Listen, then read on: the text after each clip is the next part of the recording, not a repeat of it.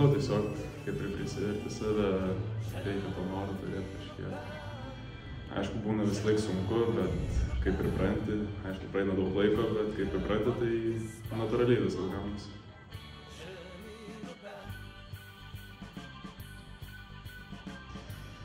Geras klausimas, net nežinau šiaip, pavyzdžiui, matome visas tas ligas, kokias ten būna pasenus žmogui.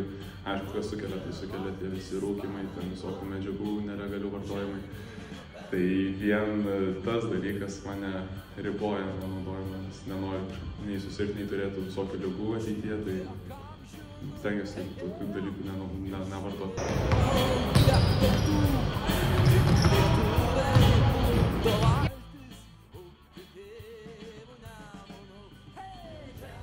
Motyvuoja labiausiai. Geras klausimas šiaip. Kaip sportininkai, aišku, yra pasiekimai visokie, tas pats ir ateina, jeigu geras sportininkas, geri pinigai, tai geras gyvenimas. Visi pliusai, kurie ateina su tuo sportu, aišku, reikalauja labai daug investicijų viską, bet šiaip, jeigu viskas pasiseka tau, tai gali tikrai gerą gyvenimą turėti, tai tas ir motyvuoja mane. Lankoj pražydo, tobulai.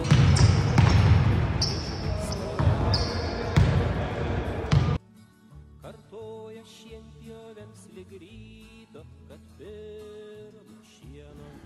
Turbūt būtų, kad vitaminų visokių gerti papildų, stengtis ir sportuoti ir šiltai rengtis, aišku, kad neperpūstų, tai čia būtų, man atrodo, topiniai dalykai, kurie padėtų žmogui apsisaugoti nuo visų ligų.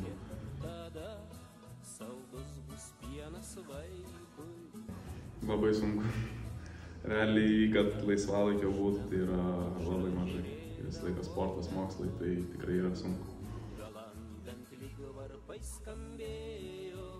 Ateities tikslai tai būtų vis tiek pasiekti aukščiausias lygas, žaisti gerame lygyje, aišku, užsidirbti.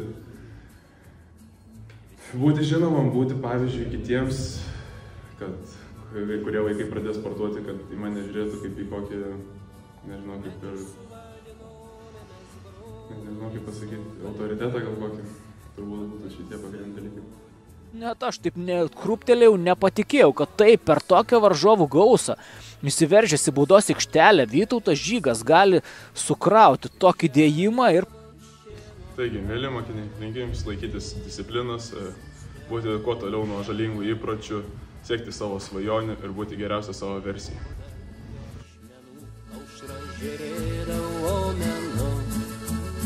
Galandant lyg varpai skambėjo, gandrai į pradalgę lydėjo.